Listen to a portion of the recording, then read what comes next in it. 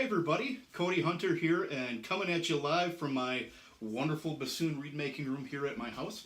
I wanted to do a little bit of a very brief workshop today for our double reed players that want to start using vibrato and developing it and starting to wanting to apply to your musical phrasing.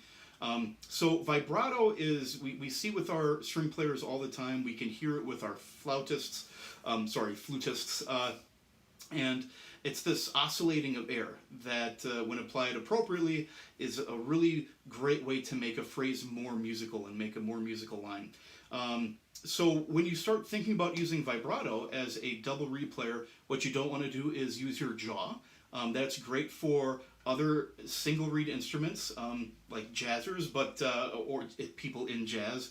But for double reed instruments, there are generally we want to make sure that we're using our abdomen. So if we start to use our jaw,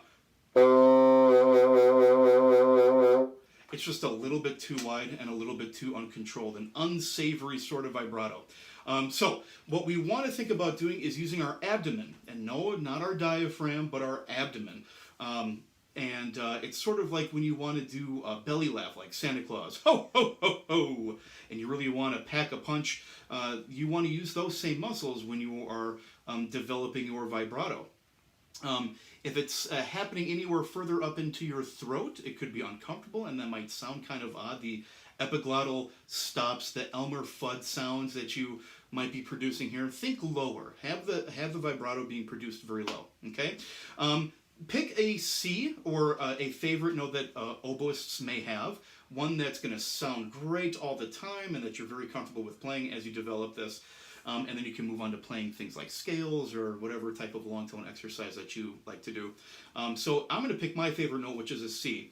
And as I play the C, the goal is to keep it in tune, and then the vibrating of the sound, the oscillating of the sound actually drops lower and then comes back up to being in tune. I don't go sharp, and I don't go sharp, in tune, low, and back to in tune.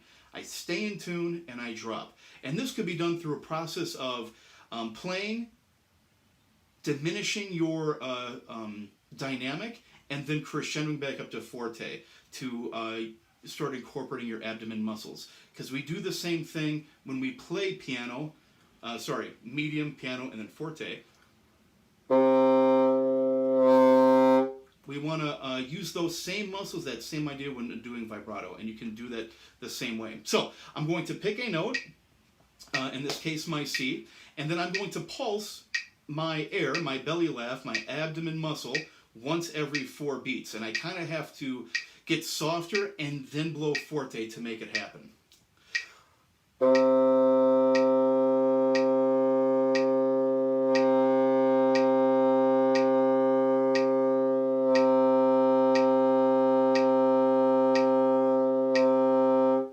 And then after I get good at that, I can move on to half notes. So I'm pulsing once every 2 beats.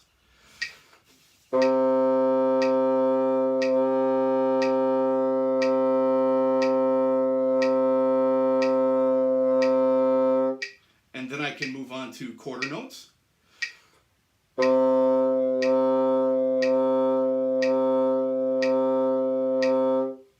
And then I can move on to eighth notes.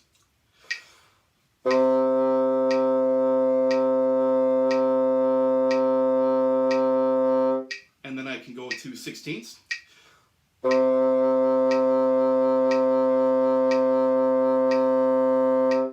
And if you want to move on to something faster, you can. You can also toss in triplets. You could do a mixture of those different rhythmic figures to make it really interesting. So the idea is to practice those things one piece at a time.